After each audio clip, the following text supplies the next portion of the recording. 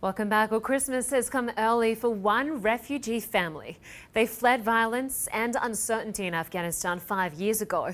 And now the family of four are experiencing something they could hardly have imagined right here in the US. This is a Christmas like no other. A first for this refugee family, their present, a new life in America. 5 years after fleeing Afghanistan. This gotta be kidding me. This is a big jacket. Oh yeah,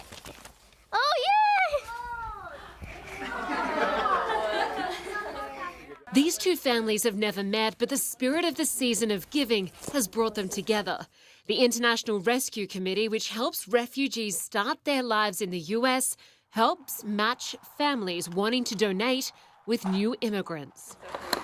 Yeah, that's right.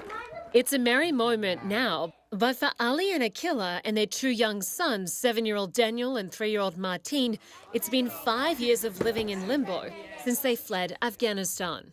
It was a dangerous journey that led them first to Indonesia, where they applied for refugee status with the United Nations, which eventually referred their case to the United States. To be resettled as a refugee is so rare, it's like a Christmas miracle. Less than 1% of refugees around the world ever get that opportunity.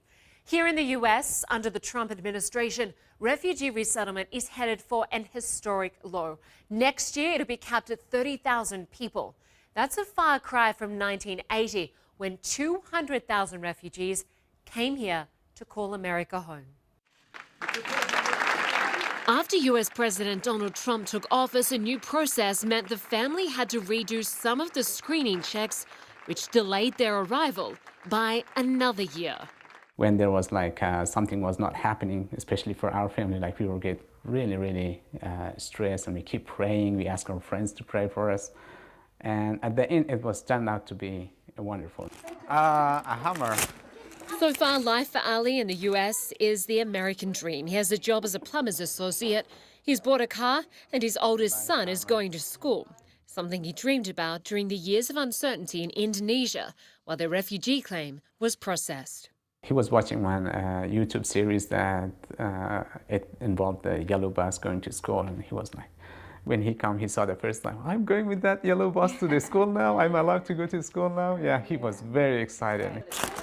Oh, I really need this. Ali is excited about his new home too and says he feels welcomed even in this political climate where not everyone shares his enthusiasm for refugees. Our favorite places like Drift Town, going to Walmart, people are amazing, If they don't say hello, if they are not smiling, if they are different, we just say they don't know us.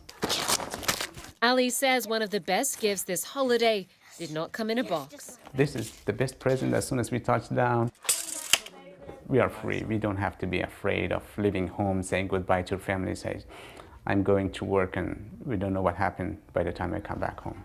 And it's the gift that will keep giving. Whoa! This is my favorite. Certainly a lot to celebrate in that household this Christmas. I'm Lynda Kinkade. That was the International Desk. Thanks so much for joining us. Coming up, World Sport with Christina McFarlane.